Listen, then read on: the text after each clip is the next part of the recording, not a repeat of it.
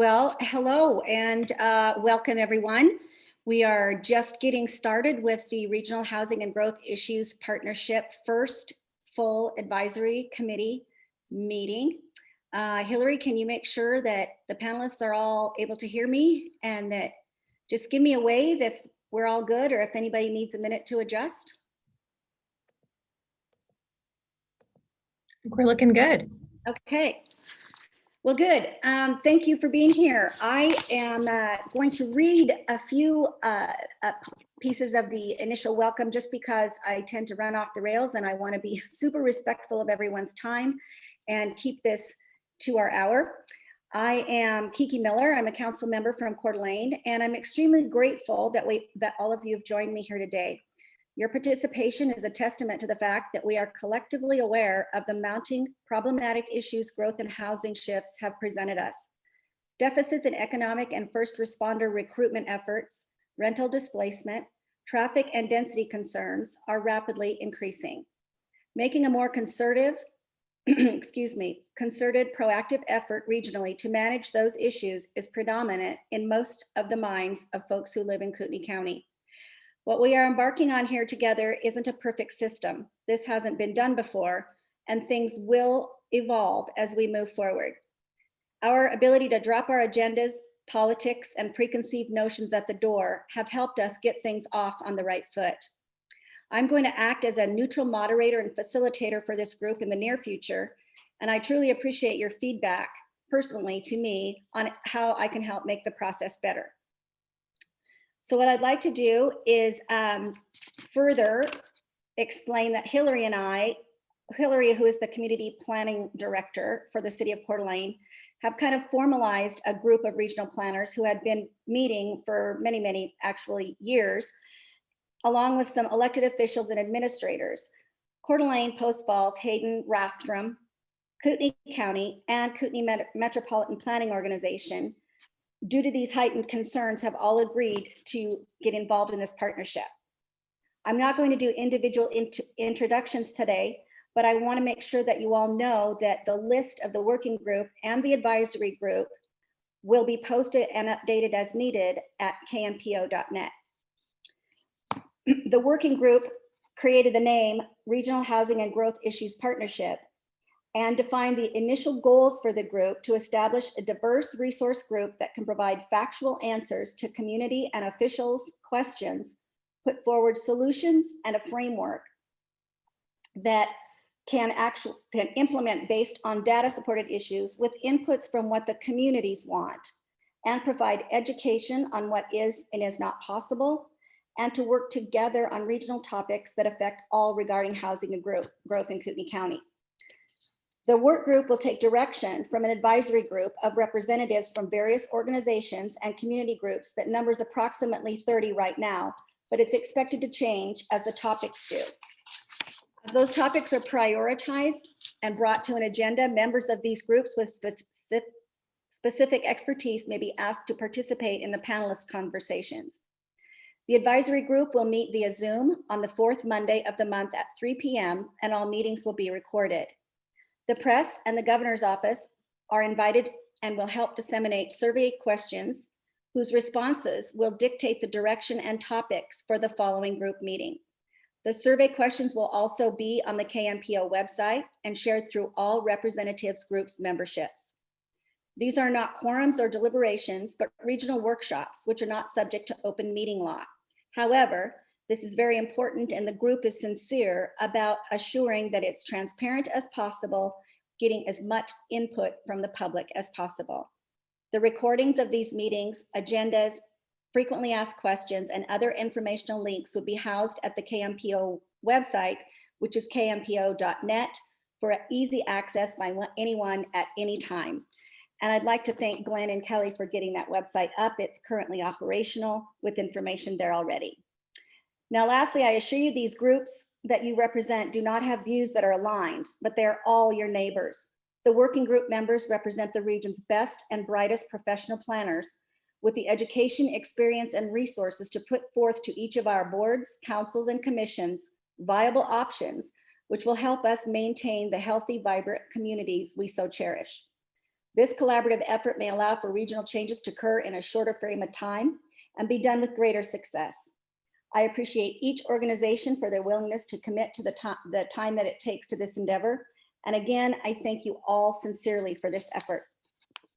So today's meeting goals are to review, first off, on your agenda, the current resolutions between these jurisdictions. I'm going to introduce those presenters here in just a moment, but to give you a little history, that was about a shared principle and common goals for the Rathdrum Prairie. And they'll be doing a presentation and a slideshow on that. After that, we will be doing a poll, which Hillary will lead us in. And what that will do is survey all of the advisory group members that are here today so that this working group will be able to prioritize what the communities want us to focus on first. The advisory group's job then is to send the link to the survey, which will be a SurveyMonkey link, out to their members, and that has to be returned to us by this coming Friday. The survey link will also be pushed out via the Coeur d'Alene Press and on online sources, and we want as many people as possible to be able to respond to that. This working group will get together and review the results of that survey, and that will drive what the following advisory group full meeting agenda will be. So at this time, I'd like to have Glenn and Melissa unmute and take over the presentation on one of our working group discoveries was brought forward that this joint jurisdiction resolution from 2008 was still in effect, and they can give us some history, how it occurred and what the status is of it now. So I will mute, and Glenn and Melissa, the screen's yours. Okay, I believe Melissa was going to start off. Yeah, so we found, I think actually our city clerk and city administrator found a document back from 2008 that kind of laid out a lot of the same issues that we're talking about or that have come up recently with respect to the Rathdrum Prairie. And it sounded like there was a partnership put together kind of back in 2008. And it also sounded like Glenn might have at least been aware of it or had some involvement back then and could kind of help fill in the blanks. I haven't found a lot of information since, you know, as far as what occurred or what meetings and what the results of any of that were. And so I'll kind of have to lean on Glenn for that. I don't know, I do have it up if anyone wants to see it. Do we want to show that, or what are you thinking, Glenn? Melissa, do you have the option to share it in the chat as a document? Let me see if I can figure that out. So, oh, in the chat. Yeah, see if it lets you. Sometimes it does, sometimes it doesn't. Is it under the Q&A? Is that what it's called? Q&A? No, in the chat. Sometimes you can in the drag a chat right document. next to it. If it doesn't work, I can email it out to everybody as well. Let me try. Just a Okay. second.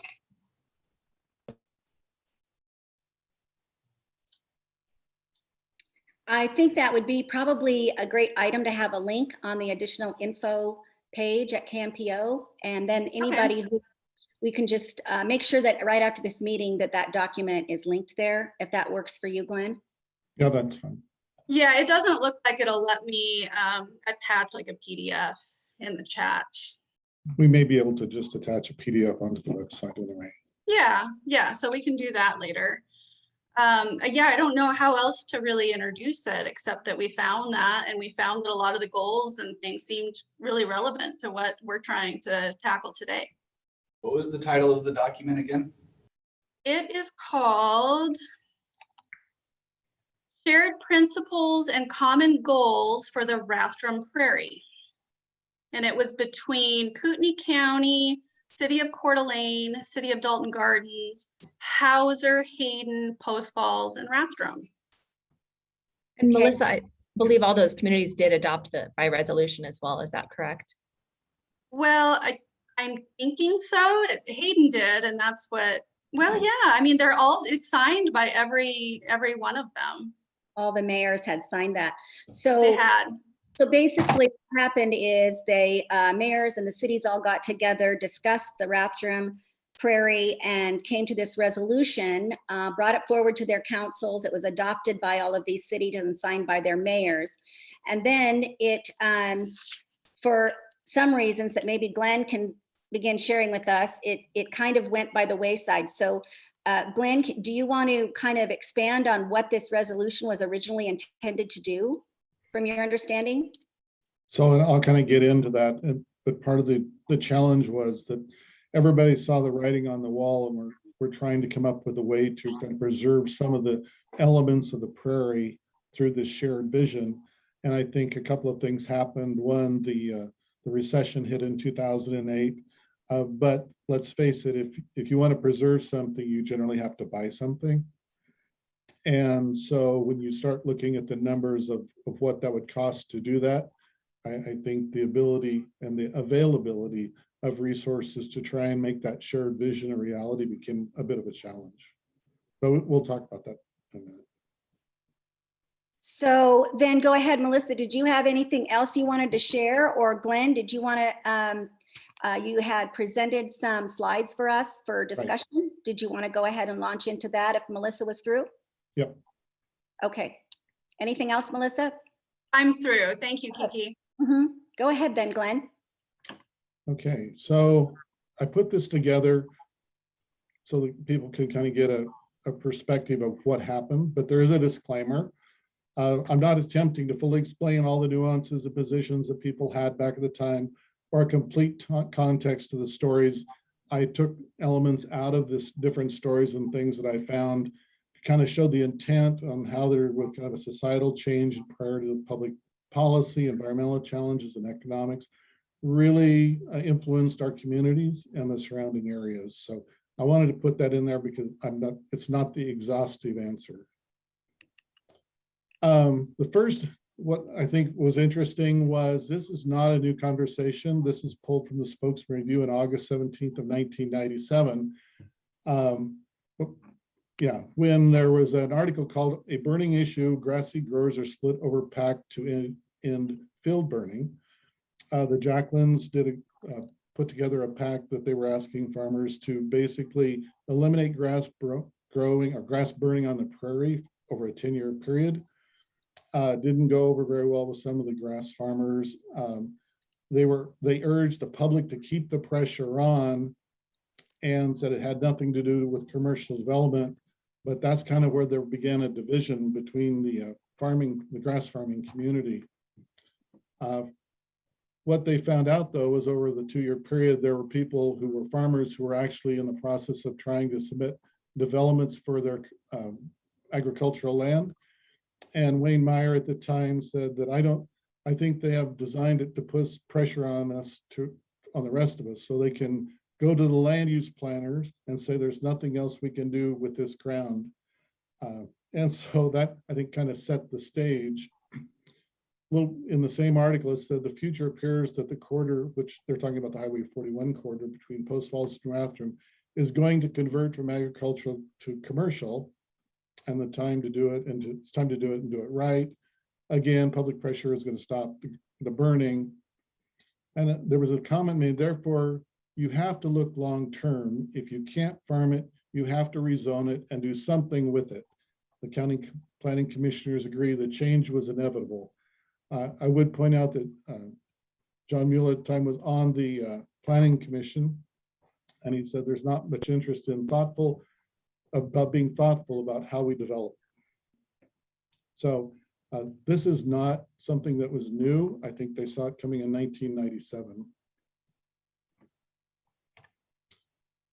Then shortly thereafter, a judge ruled on a grass burning suit. It claimed that Kootenai County, that being the county itself, should be forced to ban field burning under the provisions with the Americans with Disabilities Act. And their attorney said, and this is kind of like foreshadowing, there will be a lot of arrows launched. One of them will find the mark and we'll be as creative as we can be. With that, they also noted that the practice sends smoke into the air. Farmers have been burning since the 60s, but population growth has sparked a bitter rift between growers and residents. Now remember, this was circa 1997. In February of 2002, the Safe Air for Everyone was the group at the time, let people know that they were going to be suing and they would target every grass seed farmer in Kootenai and Bennewauk counties. And they stated, we have no interest in interfering in any way with how these growers grow, only to the extent that their growing practice endanger public health.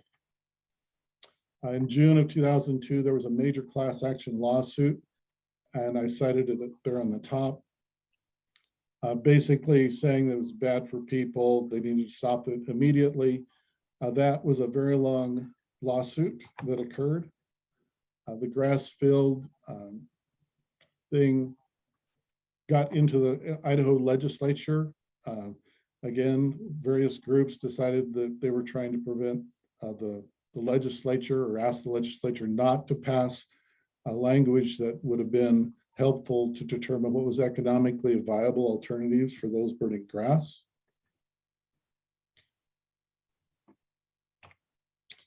Then in November of 2005, the lawsuit was resolved. Just a minute, sorry.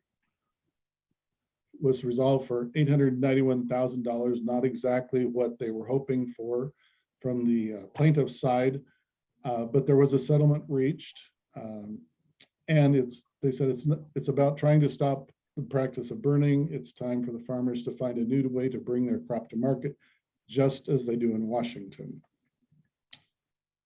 The next year, there was another lawsuit that came forward at the federal level, which was dismissed when they attempted to use the Americans with Disabilities Act and the Federal Rehabilitation Act to stop the grass burning.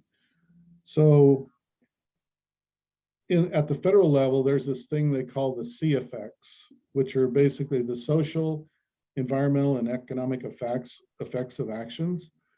And in this case, the societal changes from an agrarian to an urban environment brought about challenges to previously accepted farming practices between in the 1960s, where we had about 29,000 people in Kootenai County, to 2021, where there's now almost 175,000 estimated.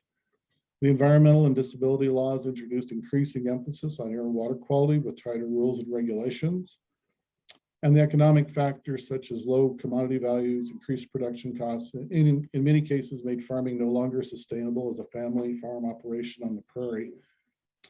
So the opportunity to cash out caused by growth pressure increased the transition of the land to development, when farmers who had been basically vilified for about 15 years, and we're seeing their margins go down and down, they could see their land going from 5,000 an acre to 100,000 per acre of undeveloped land. In many cases, their children moved on to other careers and they were getting to retirement age. And so since they didn't feel they could grow crops from a commercial standpoint, they were probably going to sell it off and do development. So that was kind of the setting the stage for the 2008 situation that occurred, where people were saying, well, if I can't do what I've been doing since the 60s and it's not commercially viable for me to do it. And then we saw this big growth in population of 130, 140,000 people. Then the economics kick in, and that's where people start saying, you know, I'm about to retire. I want to leave a legacy for my children. I don't want to keep paying property taxes on things that I can't make any money on. And so that transition from agrarian to urban, I think, has just intensified over since 2008. Great, Glenn, that was great information. And I just want to remind everyone that this is recorded so that if you want to go back and review that at any time, that link will be available. As you went through this resolution, did you find or did you find any information regarding what the status of going back to take a look at any of the elements in the resolution are? Have any of these cities reviewed this resolution since 2008, or did you find out any other history about that? And I think David Callahan was maybe going to talk to some folks who had some more information. Did any of the working group come up with any more to add to this resolution conversation? Kiki, I did talk with one of our planning commissioners that I thought would be a lead, but that turned out to be a dead end, so I'm sorry. Oh, okay. Okay, good. Anyone else? Any other the city members who remember anything about that? Or did anyone find any of the whereas whatsoevers in the resolution of any particular interest that we could upgrade, adapt, review, and perhaps take a second run at this resolution, since it's actually still in effect through all these jurisdictions, to give us any new direction towards addressing anything prairie-wise? I'm going to go back to, I think where we're at with what Glenn's conversation is that the landowners created the shift there. And unless we had some sort of resource that hashtag means a boatload of money, there isn't a way to purchase that land from them to do anything other than what the private property owners want to do. Can anyone else chime in on that? Kiki, there was a comment made about it didn't eliminate the farmers to farm, but how they farm. And there are certain agricultural practices that you need to do. One of the kind of the myths was that, well, if you don't have to burn your grass, and they're doing it in Washington. And if you look at the numbers in Washington state, their bump that they got after the 1990s when Washington state eliminated grass burning was offset by major, very intensive grass production in the Central Basin, where they circle pivot irrigation, and they were taking 2 and 3 crops a year off the same piece of ground. So it's a matter of, can you do the cost of inputs of production offset the cost, the value of the crop offset the production costs, and that ground, certainly can grow other things, but it becomes a matter of profitability. Right. Okay. I'm going to make sure that all of this information is on the website. And then what I wanted to do, if anyone didn't have anything else they wanted to add to just the review of what that resolution was, we all agree that it's still in place. If there becomes such a time where we can take a look at that and maybe make some amendments to it, we should reserve the ability to pull that back into the discussion. But I think as we move on the agenda, one of the things that we want to do is move into the prioritization of goals for this particular organization. And I know that one of the items asked is what people want to see us work on. And one of those questions, I think, had to do with some things that could be done in regarding the prairie. So I'm going to move into that. And then as soon as I finish just giving you a little summary of how we're going to run this part, Hillary will talk to you all about how the live polling will work.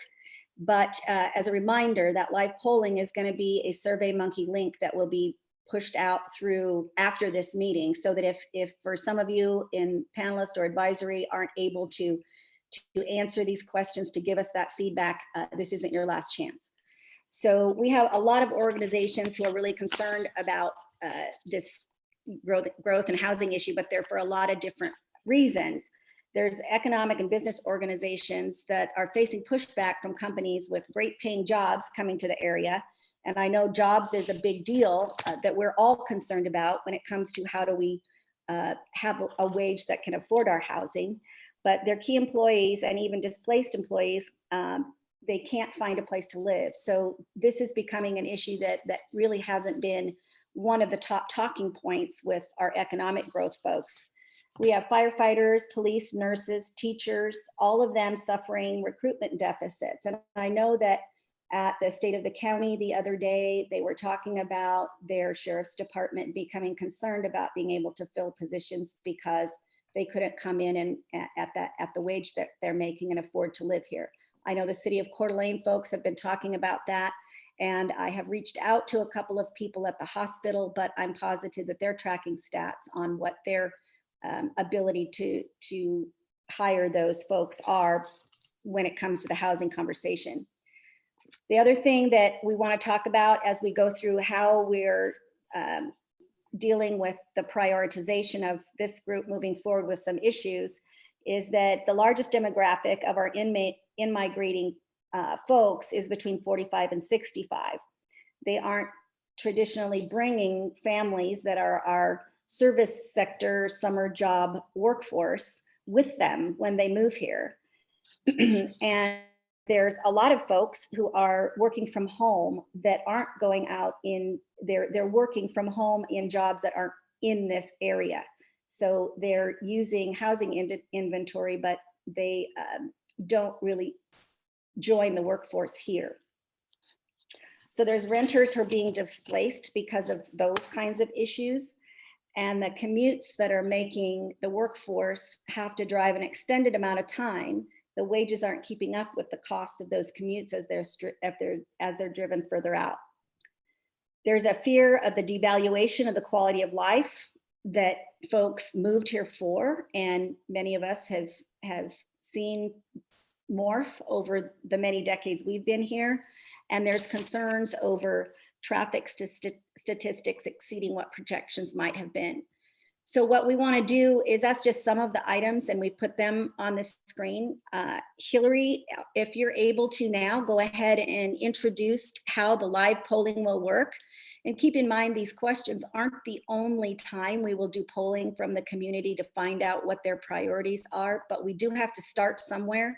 And this is a culmination of the frequently asked questions and the largest number of concerned issues that people have been bringing forward to this group as a consensus. Not just one person, but everyone has been hearing some of these. So go ahead, Hillary, if you could do that. Let's try to get through some polling and get some directions from our advisory group members who are here to tell us what our next scope of work needs to be. Okay, great. Thank you. So there are going to be 3 polling questions, and we'll do them one at a time. The first 2 are pretty straightforward. The third one is where we really get into prioritization of issues. And so that one I'll walk through the answer options with a little more detail before doing the live poll. And as Kiki mentioned, these will be the same questions you'll receive in a SurveyMonkey link. So we'll be able to get a lot more public input on prioritization. But we just wanted to hear from the group today. And for those that are panelists, you won't have the option to vote. So if you'll see it on your screen, but you won't be able to click it. And then it's possible some of you attending can't participate in it too. There's some web browsers that don't play very nicely with polling. But anyway, hopefully we'll get a good sense of this today, and then you'll be able to do the polling as mentioned on SurveyMonkey. So here we go. Thank you for participating. All right, so here's the first polling question.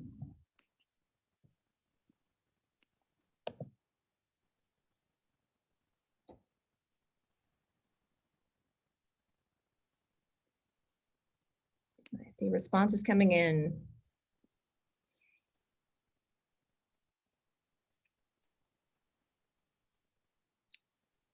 And while that's coming in, Hillary, I just wanted to share with the entire panelist and advisory group that these, your questions in the Q&A and your questions in the chat are being copied and recorded.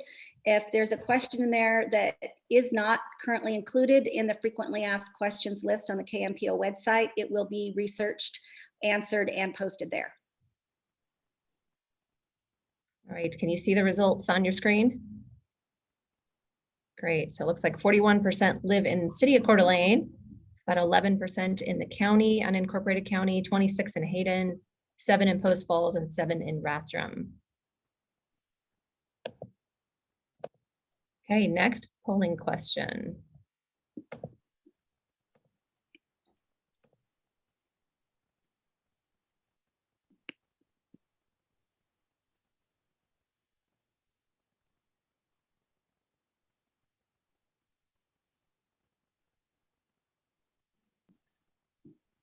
Responses are coming in. Just waiting for a few more.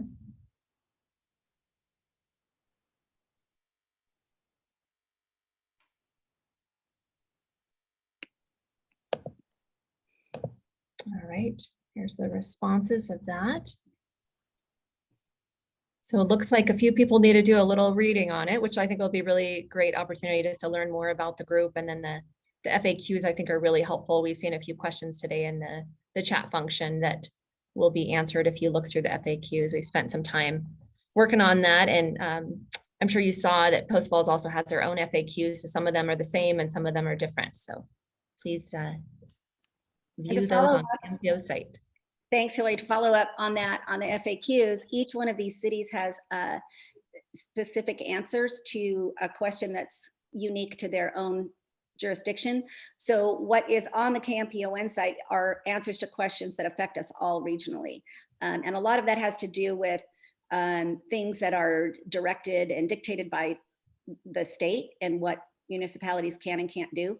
So for the most part, that's a merger of the regionally affected ones, but each city does have their own separate ones, and Post Falls put out an excellent FAQ to their particular list of questions. Please go ahead.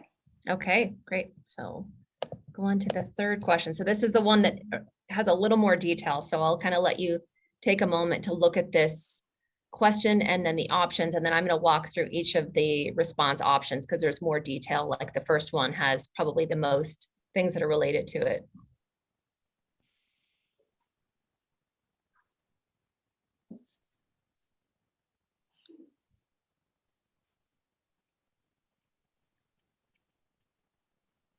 Okay, so the first one, so on this question, if you're looking at the priority of this first option, the coordinated planning effort between the county and the cities to address growth and open space on the prairie. And this is very similar to what you heard Melissa and Glenn talk about, shared principles and common goals for the Rathdrum Prairie. And so this could be something where we build off of that resolution, kind of resurrect that, make some changes to it, look at what options are available. There's been discussion through some of the work that Dave Callahan and his team have done related to the white paper on growth, but also is there an opportunity now to renegotiate and update our area of city impact agreements between the county and the cities? And we've also talked about over the years, is there opportunity for some kind of regional green belt, some open space? This could provide space for working lands, recreation trails, the land application sites for Rathdrum and Post Falls. And so just some other things we could be looking at. Are there ways to incentivize that? Are there ways to fund it, manage it, et cetera? And then what kind of recommendations could be made to bring that forward? The second one is looking at water conservation. So are there tools available that we could propose that municipalities would adopt? And so there's a great set of model tools that have been created by the Idaho-Washington Aquifer Collaborative, IWAC. And so this is something that could be an easy win if the jurisdictions are interested in this and if this is a priority for advisory group and other community members. Housing options and possible code amendments. So this is something, looking at, we have a lot of housing needs. There's the deficit of housing, as Kiki mentioned, there's kind of this disconnect where trying to recruit businesses, but they don't have any place for the employees to live. And a lot of people are finding they can't afford housing in our communities. So is this something that should be prioritized? Transportation projects, we know that's a big issue and need in our community, including lack of funding for some of the more significant transportation projects. 5 is on school impact. So looking at how the growth is impacting the schools and the needs for additional school sites and funding. So looking at that, including, is there an opportunity for impact fees? That would have to go through the state legislature, but is that something that is a priority? 6 is legislative action. So other things that might be rising to that level, like I talked about the impact fees, but maybe there's some other things as well that need to be legislative action items. And then if you have other ideas that are priorities, you can select the other option and then just type in the chat box. So we'll go ahead and do the live polling for this question now.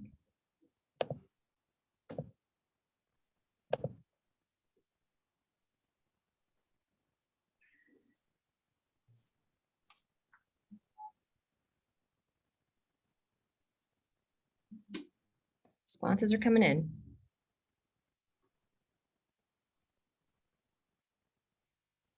And just a reminder the same live polling questions along with the information that you saw on the screen that describes what those item options are is going to be part of the SurveyMonkey link that can be pushed out to your members. So if they have questions, you can refer them back to this video so that they can see the explanation and see the screen presentation, so they'll be clear on what they're voting on and what their options are.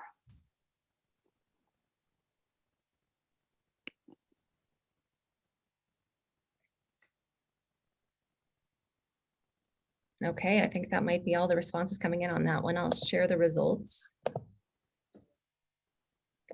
So it looks like housing has 79%. That might be our top one. Transportation looks like it has 54%. 50% for the coordinated planning effort related to the prairie. Then we had school impacts has 46%. Then it looks like legislative actions, the water conservation, and other. And it looks like some things might have popped up in the chat box for that. And the other items, let's see.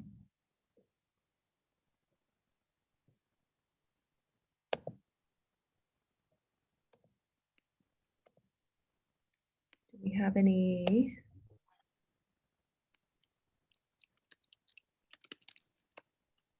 Not seeing any responses in the other on that one. So, okay. With that, I will go to the next slide for you, Kiki.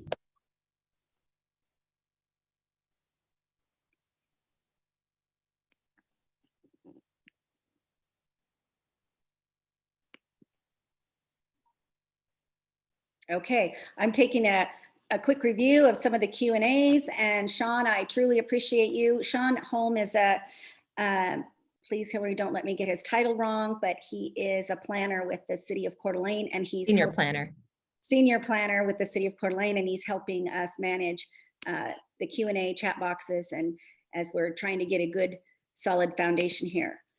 So as I said, there's another opportunity. It looks like, just to review, 79% of the responses were wanting us to look at code and zoning changes that we could move forward, if that was the correct highest number, Hillary? That was the housing response. Okay, and so that isn't the final priority of the list, because we want all of you advisory members to share this link out to your respective memberships so we get a much broader base. This is really important, that this isn't just a group of 30 opinions. This needs to really be something that's pushed out to the general membership and the folks who are involved in your groups, that this is important too. So we want to not move forward with the priority as we see it. We've basically just gotten a base here today from the advisory group representatives who are hopefully voting in a way that they believe the majority of their representative group would vote. But what we really want to have happen is that this survey goes out to all of their members so that we get a good cross-section of what the citizens want to see happen. So there's a couple of other things that had come up in the Q&A section. Hillary, do you want to take any of those? I know that there was a question in there that legislative action could very well be a key to items for providing local options to address a lot of these topics. If the panel wants to talk about that, I have been approached myself many times on why can't the city do this, and why don't you say no, and why don't think these things happen. I have yet to see any of the groups or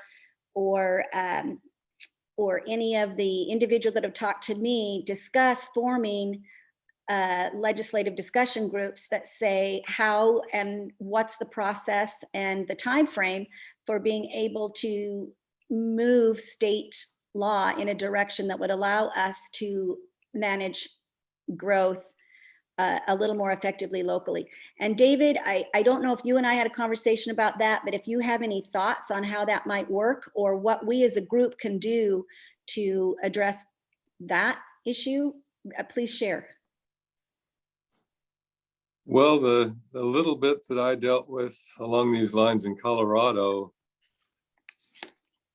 pivotal to the the success of work we did there was really having all of the elected officials aligned with a similar mind and then going to the legislature. So in this case, our cities, KMPO, and the county, if we can all agree on certain things, that makes a huge difference at the legislative level. At least it did in Colorado. I would think that might be the case here. I think that you're right. When you have a group of electives that are representing a large group of people and they can come to some kind of a consensus, that's a much more impactful request on a state level. So we're not here to direct anybody to do anything. We're here to record and gather information about how things can move forward.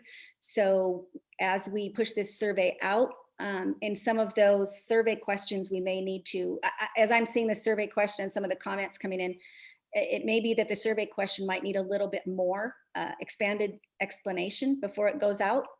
If we're comfortable with that, I'd kind of recommend that that's a housekeeping thing we might want to do, to just not change the topic of the survey question, but add a little more explanation to it before it goes out to the general public. And obviously I'm not the source for that, but if you planners can take a look at that and maybe do a little bit of expansion on that before that Survey Monkey link gets finished. Okay. Yeah, we could add kind of an intro text and maybe some other information. I'll share that with the planners to review.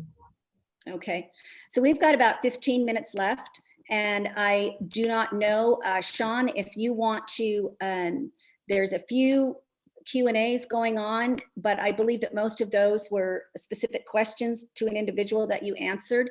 Was there any in the chat box questions that were brought forward that weren't answered for the group today that, Sean, that you saw that we may need to address? Yeah, there are being added to right now. It looks like there was 5 questions that have been answered, or at least some text has been given back to the questioner, and 4 that are open right now. Okay, and I just saw one from one of the advisory group members that suggested putting the link to the KMPO FAQ page on the survey within the Survey Monkey as it goes out. I think that's an excellent idea. In fact, on the question where it says, have you read this, the FAQs, that's probably where the link should appear. And possibly some verbiage with a recommendation to do so before answering the survey polls, so they just have a good, better base of information. Can, look, however we can do that. Hillary, if you can put that in the survey link, that would, I think that makes good sense. And that's an excellent recommendation. Thank you. So then there's another question about the statutes allow a much wider range of discretion, and there are settled law cases which give the cities more ability to approve or deny or set conditions. I, obviously not a lawyer there, I think that once we went through these FAQs, that one maybe needs to actually have a question answered. If the person, the advisory group member wants to put that in the form of a question, then we could have it go out to our legal experts and have them answer it specifically. So I'd really encourage you to do that. Ed, if you want to do that, send that back so that we can answer that properly and have it vetted with each city's or whichever attorneys to make sure that we're following up on that question. Is that okay with the panel? We've got people who will follow up on that one. And if you want to send those questions to me, that's fine. I will put them through the proper channels and make sure that they're answered properly.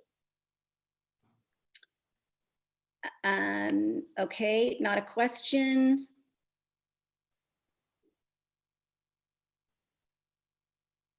Legislative, okay. I'm sorry, I don't mean to leave you all hanging there. I'm just wanting to make sure that I didn't have somebody's question that I scrolled through and I didn't answer it, or make sure that somebody answered it. So Sean, did you see anyone else who had actually a question, not an opinion or a statement, but and I love those too. I love having your thoughts shared with me because it does help guide what we do here. But I do want to make sure if there were any questions in there that did not get answered, that we do that now before we leave. There are some questions, there are legality questions on what is allowed and how much power or control, like city council or county commissioners may have for local land use, and if and when it may arise to a takings or not. I don't know if anyone here has the legal wherewithal to answer some of these questions, or if they should be run by one of our attorneys first. Okay, and I will, let's review that question as a panel, but I do think that that was in the frequently asked questions. And if it wasn't explained in enough detail, I would encourage whoever wrote the questions to please email me. If you go to the frequently asked questions on the kmpo.net site and you don't see your question answered as fully as you think it should be, we really want to find out what the missing piece is and get that answered for you and posted back onto the FAQ sheet. So please do that. I'm Kay Miller at cdaid.org. So I'm pretty easy to find if you go to the city website, and I will be happy to take any of your questions and information there.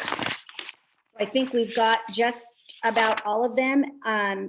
What I want to do is make sure that we reviewed again what our process here is, and we're building as this process goes.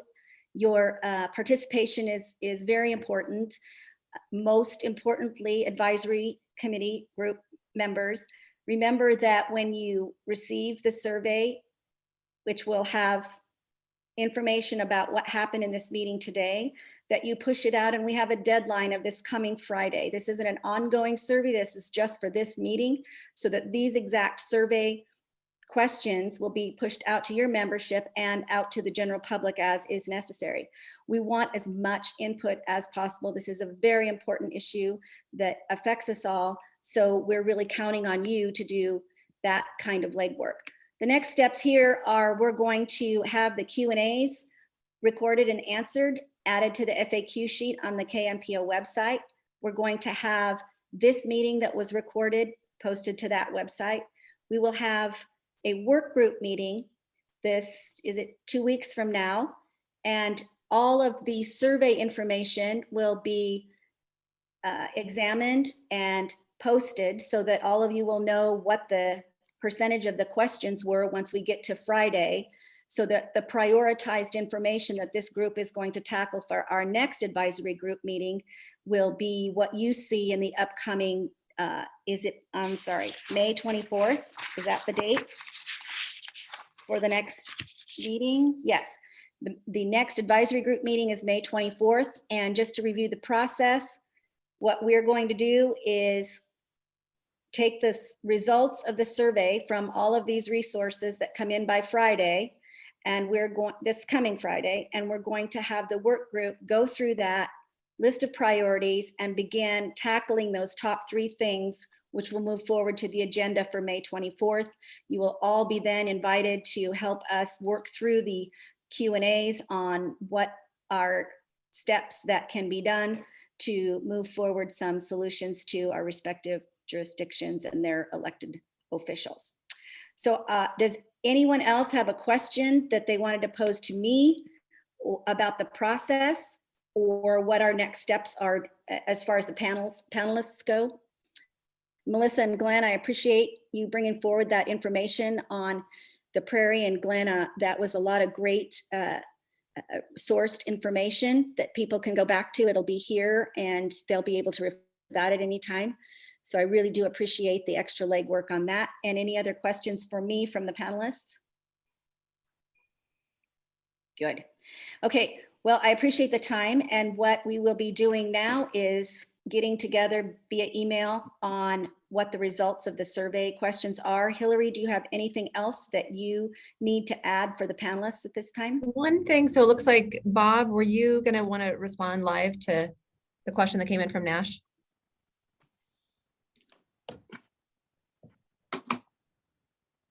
I hit the answer live button, but Okay. The question disappeared on me, so I can't remember. I was trying to figure out how to get back to typing the answer. Yes, it's always, the public process is always involved when making changes to the zoning regulations. So depending upon the complexity of the changes, sometimes it's at more of the public hearing route. I've also seen it happen at workshops and at public forums and events like that. So Okay, so that's in the Q&A box. So those questions were all answered. Yes, and then we'll keep track of the other ones, like you said, that didn't get answered today and get responses to those. I did email out that 2008 resolution, so everyone should have that in their inbox. We'll get that added to KMPO's website along with the PowerPoint that Glenn had today. I think all very helpful information, and then we'll get that survey, add a little more detail to that and get that sent out right away as well. Okay, well, if there's nothing else, I want to thank you panelists again, and work group. We do have some work ahead of us, and this isn't, there's no easy answer here. There's not going to be one simple thing that fixes it for everyone. This is probably going to be an ongoing, ever evolving. This could be years and years of a cooperative effort that's going to result in changes along the way. So I really appreciate you guys jumping in and doing that. You advisory group members, your participation is critical to this process. It has to be driven by what the community wants. It's critical to the process, and I appreciate you taking the time. If you want to email or call me, if you have questions, I'm just going to be available to make sure that we keep this moving forward with some positive action that can be taken. So with that, I will make sure everything is recorded, posted as we've said, and fill out those surveys by Friday. And I'll see the work group in 2 weeks and look forward to talking with the advisory group on May 24th. So put that on your calendar, and thank you all very much. Great. Hillary, let's make sure before we. Kiki, I got a question for you. Sorry, if the surveys don't get a lot of return by Friday, would it be something that we can push out for another week? I mean, We could, but it's not going to give the work group much time to actually go through it, but look at what the results are. And you know, I think that's an excellent thing. I have no problem. It's been my professional career that if you give a person a short deadline, they respond immediately. If it has a long deadline, they say, "Oh, I'll get to that next week," and it gets filed.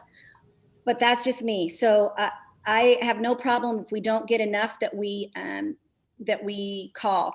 I will tell you that I have already talked to a number of these advisory group people, and I will be calling them on the phone if I don't see responses coming back in from some organizations. I will be calling their leadership on the phone and saying, I need your board to push this out. And that's just what I'd already decided and committed to do.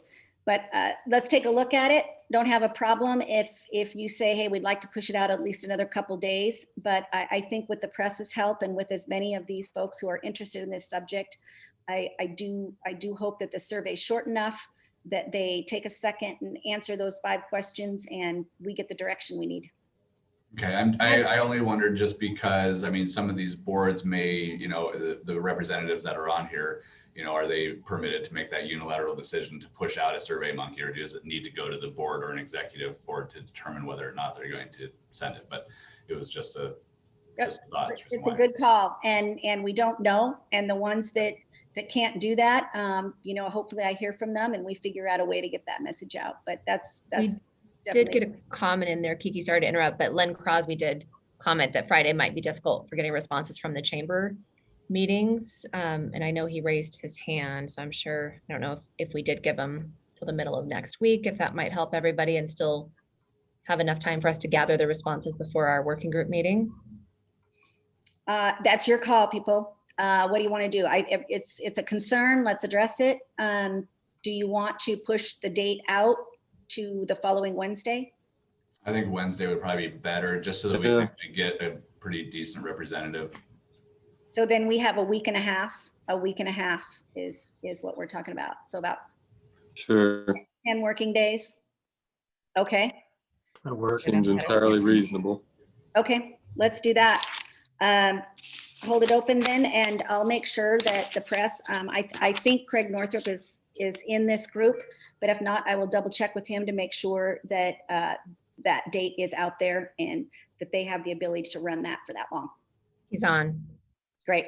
Craig, your hand is up. Did you, oh, now it's down. Okay. It's up again. Hmm. He's just messing with me. It's up, it's down, it's up, it's down. We'll coordinate with Craig on that. So perfect. And Craig's texting me, so I will get his questions answered accurately and immediately. I Great. will do that now. Great comment, Bob. Thank you very much for that. And panelists, anything else that we want to work through? Not for me. Okay, well, I think our next month's meeting is going to have a deeper dive into some of these agenda issues. So I will be talking less and you all will be talking more. So I will look forward to that next month. All right, thanks, everyone. Anything Good else? job, Kiki. Okay, thanks. You bet. We'll talk soon. Thank you, Kiki. Mhm, bye.